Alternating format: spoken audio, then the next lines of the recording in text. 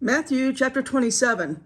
So keep in mind here, all of chapter 27 takes place in one day. So as we dive deeper into the last days of Jesus, before he will be resurrected 3 days after his crucifixion. All right, so let's start with Matthew 27, 1-4. When the morning was come, all the chief priests and elders of the people took counsel against Jesus to put him to death. And when they had bound him, they led him away and delivered him to Pontius Pilate, the governor. Then Judas, which had betrayed him, when he saw that he was condemned, repented himself and brought again the 30 pieces of silver to the chief priests and elders, saying, I have sinned, and that I have betrayed the innocent blood. And they said, What is that to us? See thou to that.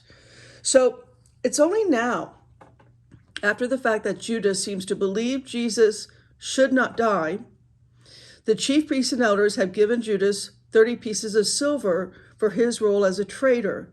Judas brings it back, hoping to reverse his action in some way. So here we go, 5 and 6, Matthew 27, 5 and 6. And he cast down the pieces of silver in the temple. He departed and went and hanged himself. And the chief priest took the silver pieces and said, It is not lawful for to put them into the treasury, because it is the price of blood. So here, the chief priest demonstrates once more that Jesus was exactly right in condemning them for hypocrisy. They were willing to pay blood money to capture Jesus. It seems they are once again interested in legalism. They insist on following the law about not putting blood money in the treasury. The law they seem to have in mind is Deuteronomy 23:18. You shall not bring the fee of a prostitute or the wages of a dog, male prostitute, into the house of the Lord your God in payment for any vow. For both of these are an abomination to the Lord your God. So here, a general sense of the rule is that money made from immoral activity was not meant to be taken into the temple. Verse 7, they took counsel, bought within the potter's field to bury strangers in. So they did allow for such money to be used outside of Judaism for the common good of the community. The chief priests used Judas's return fee to buy a field to be used as a burial place for foreigners in Israel. It's not known why it's called the potter's field.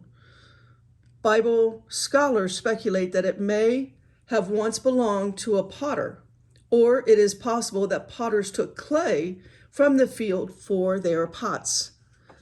Verse 8, wherefore that field was called the field of blood is still called that today. So here in Acts 1, 18-19, this gives more details about Judas's suicide. Luke, the writer of Acts, indicates poetically that Judas bought the field in question as it was his money that purchased it, then states that his guts burst out as he fell. The result of the payment to Judas was the acquisition of the field. That was the fruit of his labor. It doesn't mean he completed the transaction himself. Luke's description does suggest that perhaps the priest bought the potter's field because that's where Judas hanged himself. Matthew 27, verse 9, then was fulfilled that which was spoken by Jeremiah, the prophet, saying, and they took the 30 pieces of silver, the price of him that was valued, whom they of the children of Israel did value. So 30 pieces of silver is a direct fulfillment of prophecy. He credits this to Jeremiah 19, 1-13, deals with this same timeline. However, the exact words Matthew cites seems to come almost directly from Zechariah 11, 12-13. Matthew blended the two prophecies and mentioned only the more prominent of the two prophets. This was not an unheard of practice. See Mark 1, 2-3. Does something similar, mentioning the prophet Isaiah, quoting both from Isaiah and Malachi. The primary point Matthew means to show us is this was yet another moment of the story of Jesus, which was alluded to hundreds of years earlier, actually like 700 years earlier, by the prophets. The designated amount of 30 pieces of silver was a reference to the market value of a maimed slave. Exodus 21:32. So in other words, it was very little money. Matthew 27:10-12. And gave them for the potter's field as the Lord appointed me. And Jesus stood before the governor. The governor asked, saying, Art thou the King of the Jews? And Jesus said unto him, Thou sayest. And when he was accused of the chief priests and elders, he answered nothing. So it bothered Pilate that Jesus would not defend himself against the repeated accusations of the chief priests and elders. How was he decide if Jesus was worthy of death or not, if Jesus would not respond? So Matthew suggests Pilate might have hoped to catch those religious leaders in their own lies. See John 19:10-11, Matthew 27:13-14. Then said Pilate unto him, Hearest thou not how many things they witness against thee? And he answered him to never a word, insomuch that the governor marveled greatly. While writers such as John includes other details of this conversation, read John 18:33-38. That was the gist of his response.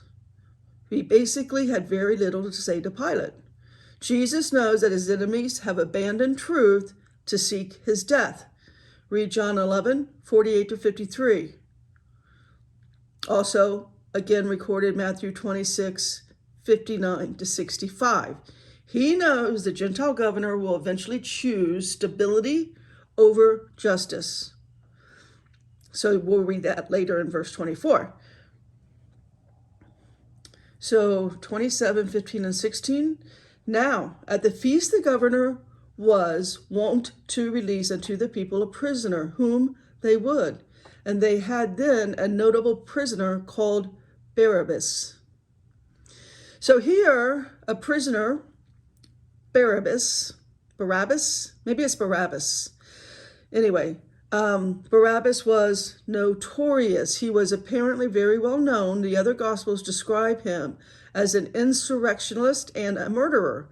See Mark 15:7, Luke 23:19. He was known for trying to start an uprising against Rome. Barabbas may have been popular with the Jewish people and thought of as a Jewish hero. So in this situation, he was far more guilty of what the religious leaders were claiming about Jesus to be a threat to the Roman rule. Pilate is about to offer the people a choice between Jesus, the people know is innocent, and the one they know is guilty, and they will still choose to reject the Messiah. So the world will reject goodness in favor of someone more to their liking. That is the collective today. The majority, people today, choose evil over good. Really, it's just the new norm. All right, now let's read 17-25. Therefore, when they were gathered, Pilate said unto them, Whom will ye release? Whom will ye that I release unto you, Barabbas or Jesus, which is called Christ? For he knew that for envy they had delivered him. When he was set down on the judgment seat, his wife sent unto him, saying, Have thou nothing to do with that with that just man, for I have suffered many things this day in a dream because of him. But the chief priests and elders persuaded the multitude that they should ask Barabbas and destroy Jesus. The governor answered, said unto them, Whether of the twain will ye that I release unto you? They said, Barabbas. Pilate says unto them, What shall I do then with Jesus, which is called Christ? They all say unto him, Let him be crucified. The governor says, Why? What evil hath he done? But they cried out the more, saying, Let him be crucified. When Pilate saw that he could prevail nothing, but that rather a tumult was made, he took water, washed his hands before the multitude, saying, I am innocent of the blood of this just person. See ye to it. Then answered all the people and said, His blood be on us and our children. Wow. Well, they're snakes. They're a brood of vipers. What do you do? What do you do? Nowhere indicates Israel's historic troubles have been a result of their condemnation of Jesus. Shortly before being arrested, Christ did predict catastrophic judgment was about to fall on them. Matthew 23:37 and Matthew 24:2. He will make a similar prediction on his way to the execution site. Luke 23:27-31. The Bible is clear. God has not abandoned his chosen people. Romans 11:1-2. They are still part of God's plan of salvation. Romans 11:26. Nothing in the Bible, implicitly or explicitly, suggests Jewish people are collectively to be blamed for the death of Christ. No part of Scripture supports hatred, persecution, derision, or prejudice against Israel on account of these events. Matthew records a painfully careless remark shouted by a frenzied mob. This has never been any sort of mandate for future generations to follow. Just needed to point that out. All right, Matthew 27:26-32. Then released he Barabbas unto them, and when he had scourged Jesus, he delivered him to be crucified. Then the soldiers of the governor took Jesus into the common hall, gathered unto him the whole band of soldiers. They stripped him and put on him a scarlet robe. When they had plaited a crown of thorns, they put it upon his head, and a reed in his right hand. They bowed the knee before him and mocked him, saying, Hail, King of the Jews. They spit upon him. They took the reed and smote him on the head.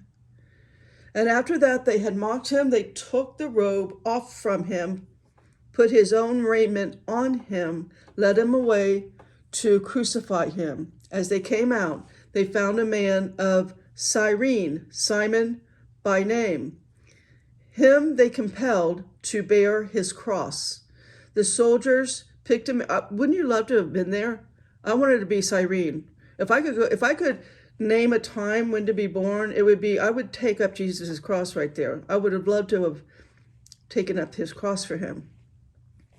The soldiers picked a man coming into the city from the country to carry Jesus' cross under him. Under Roman law, soldiers could force any subjugated person to carry things for them for up to a mile. This is part of the background of Jesus' teaching on submission and service for others found in Matthew 5:41. Cyrene was a city in North Africa. For this reason, I guess his name was Simon. Cyrene was the city in North Africa. For this reason, many suppose Simon was of African descent. Cyrene had a large Jewish population, and Simon was very likely in Jerusalem for the Passover. And when, 33 and 34, and when they were come unto a place called Golgotha, that is to say, a place of the skull, they gave him vinegar to drink and mingled with gall, and when he had tasted thereof, he would not drink. So, again, in the Jewish library, those dying on the cross would naturally become thirsty. Soldiers would sometimes offer a drink of wine mixed with bitter tasting myrrh or gall. Scholars speculate that this wine mixture was offered as an act of mercy, perhaps by local Jewish women, to dull the pain.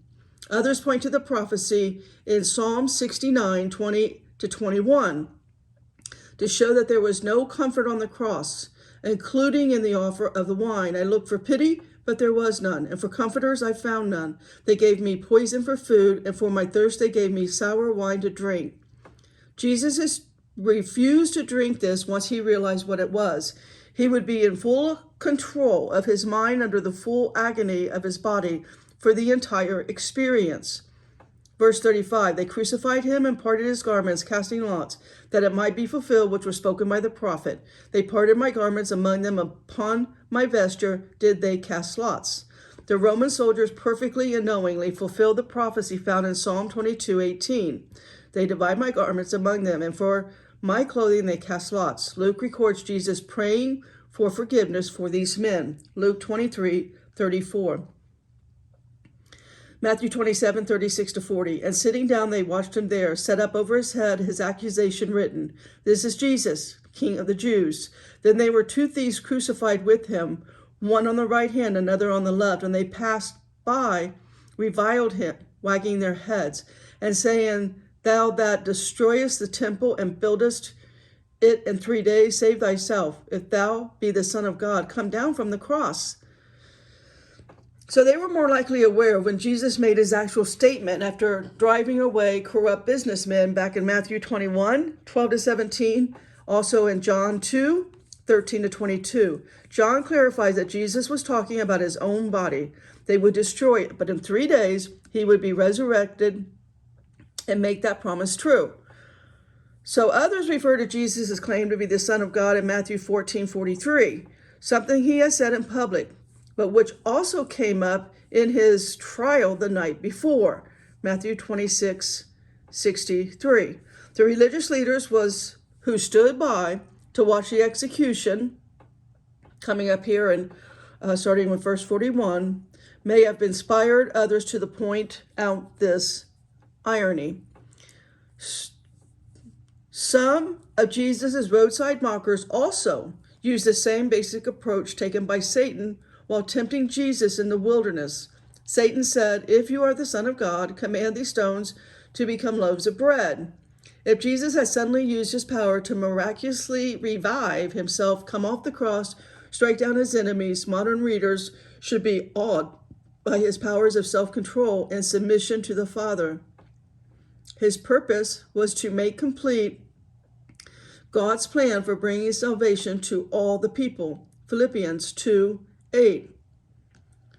So 41-43, likewise also the chief priests mocking him with the scribes and elders said, "He saved others, himself he cannot save.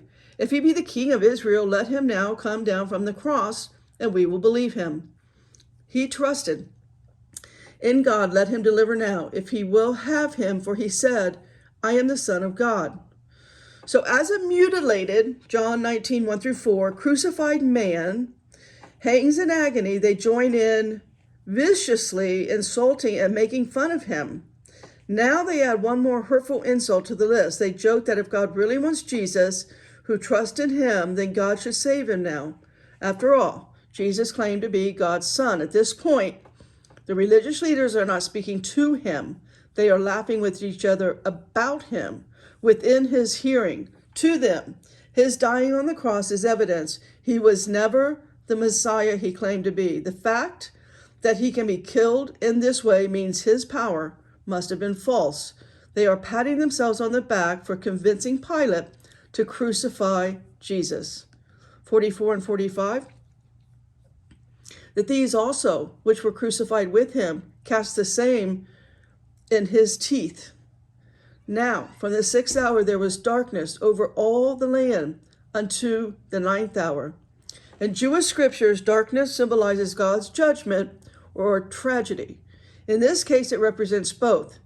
The prophet Amos delivers these words from God to Israel. "And on that day, declares the Lord God, I will make the sun go down at noon, and darken the earth in broad daylight." Amos 8:9. So God used a plague of oppressive 3-day darkness in Egypt to communicate his power and judgment against Israel's enemy. Read Exodus 10:21-23. As the Son of God hangs on a Roman cross, dying for the sins of humanity, a sudden darkness falls over the land of Israel. The one being judged is Jesus himself. He suffers the consequences for sins he never committed. Romans 5:18-21, 2 Corinthians 5:21. About the 9th hour, Jesus cried out with a loud voice, saying, Eli, Eli, lama sabachthani. I'm not sure I pronounced that right.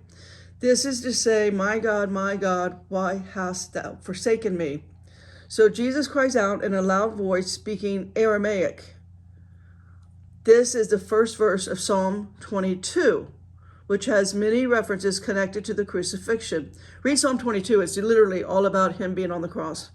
Some believe Jesus is once again declaring how his experience is part of prophecy.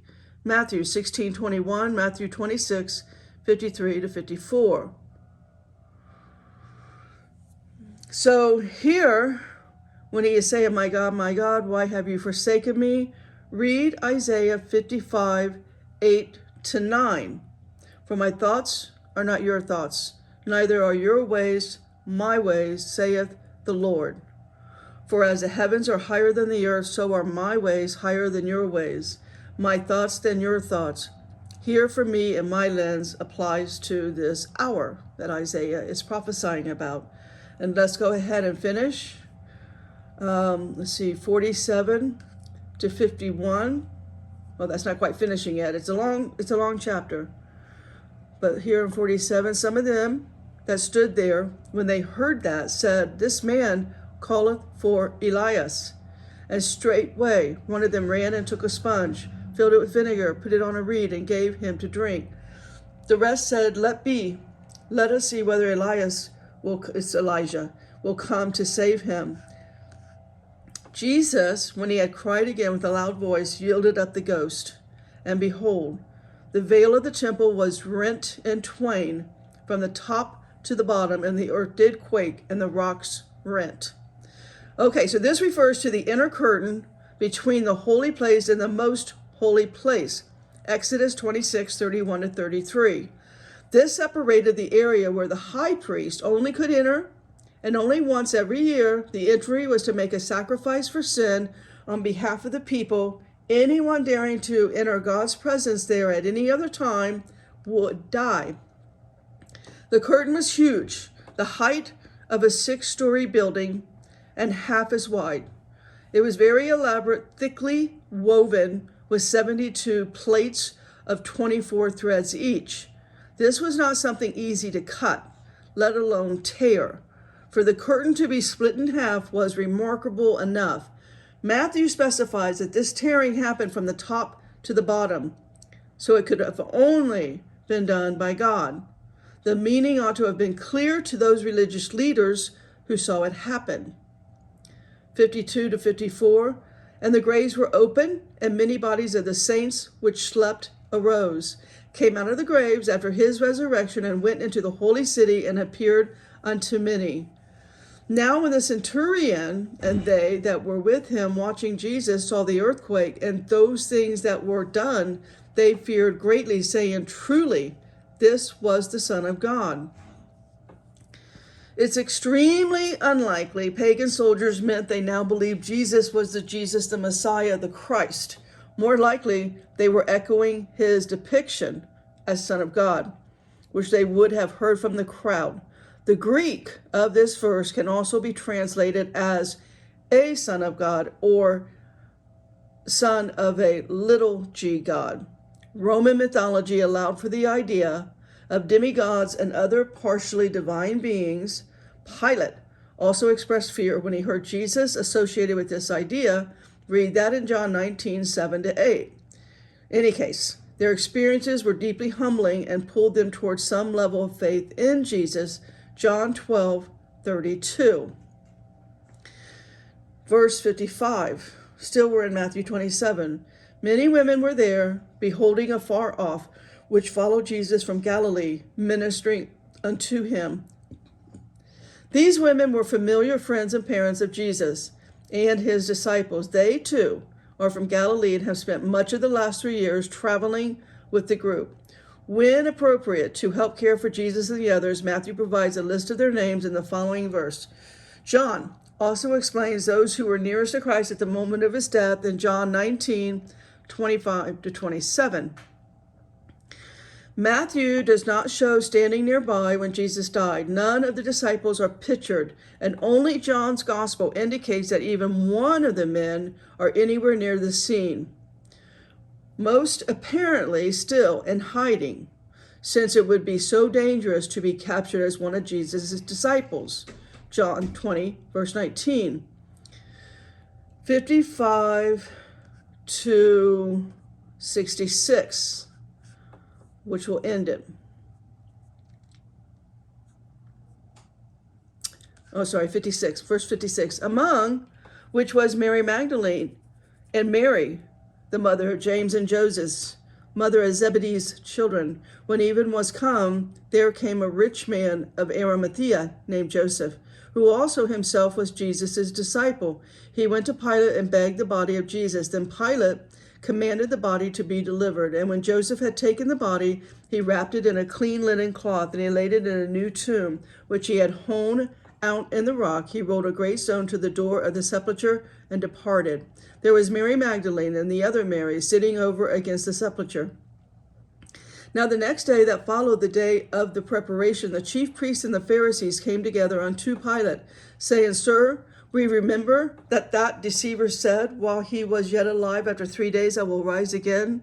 Command therefore that the sepulchre be made sure until the third day, lest his disciples come by at night and steal him away, and say unto the people, he is risen from the dead. So the last error shall may be worse than the first. Pilate said unto them, Ye have a watch, go your way, make it as sure as you can. So they went and made the sepulchre sure, sealing the stone and setting a watch. So with these steps, the Jewish religious leaders have done all they can to keep Jesus' followers from stealing his body. This, they will believe, will eliminate any possibilities that his followers can claim he has been raised from the dead. Read John 2:19-22. The fantastic irony of their efforts, however, will be revealed shortly. All they have done is to rule out fraud and theft as explanation for an empty tomb. They have unknowingly added further proof that Jesus Christ, in fact, did return from death in a supernatural miracle. We will read that in Matthew 28. Potters, stay in the Word.